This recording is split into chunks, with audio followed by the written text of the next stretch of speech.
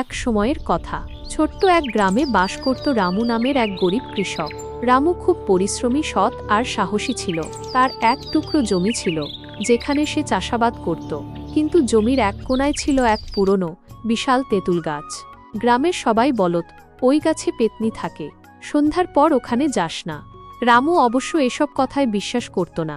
সে ভাবত, গাছ তো গাছই, পেত্নী ভূত বলে কিছু নেই। একদিন সন্ধ্যার একটু পর রামু জমিতে তার গরুর দড়ি খুঁজতে গেল। দড়িটা ছিল ঠিক তেঁতুল গাছের নিচে।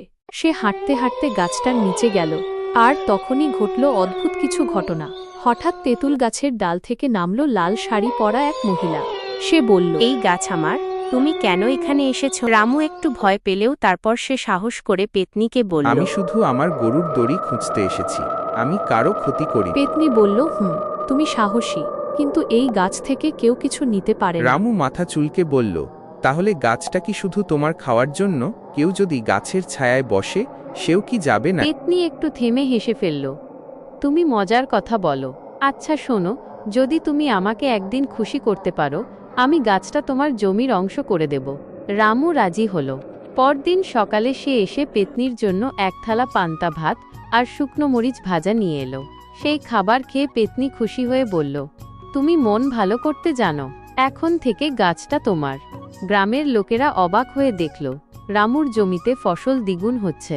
পরে গ্রামের লোকেরা রামুর কাছে এসে জিজ্ঞেস করল, তুই কিভাবে পেত্নীকে কাবু করলি? রামু হেসে বলল, পেত্নীও যেমনই হোক, তার মন আছে।